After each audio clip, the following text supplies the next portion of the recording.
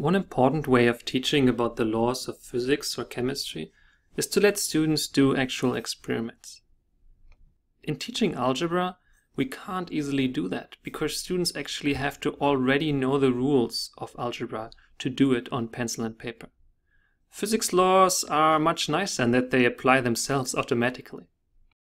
So one of my favorite things about dynamic algebra notations like graspable-math is that they turn algebra into something like a physical object that can now be explored and interacted with even by beginners. So the way you interact with algebra and graspable-math is by dragging terms to where you want them to go. So I can drag this 2 and move it over here to apply the commutative property and bring it to the other side. I can also commute in this product here. But graspable-math will not allow me to do things which are mathematically invalid. So I can't move the 5 over here or click on the plus first. To solve this, I have to do the multiplication first and then the addition.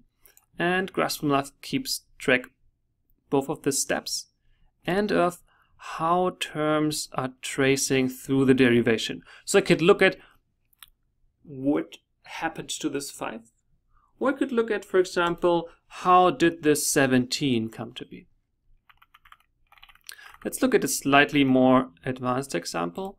And this is a system of 2 linear equations. And there's a lot of ways to solve this actually. And there's a lot of ways you could solve it in graspable-math too. I'm just going to show you one possible way, which is I'll bring this y here by itself on one side. Now I can substitute it into my other equation. I can distribute this, combine these two things, bring the 10 over, and get to my final result here. Now I'll substitute that back in down here and have my solution. Y equals -3 and x equals 2.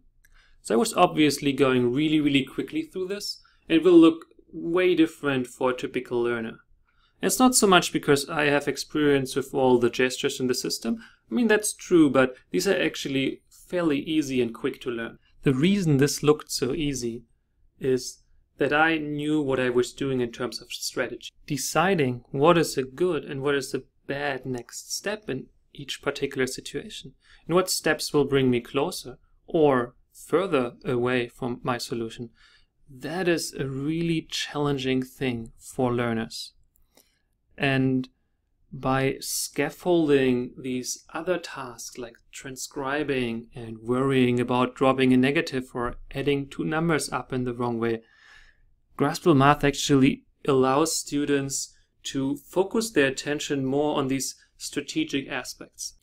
So for researchers and teachers, one benefit of the system is that all the student work, all the step-by-step work is in a digital form, and it's easy to look at and to analyze.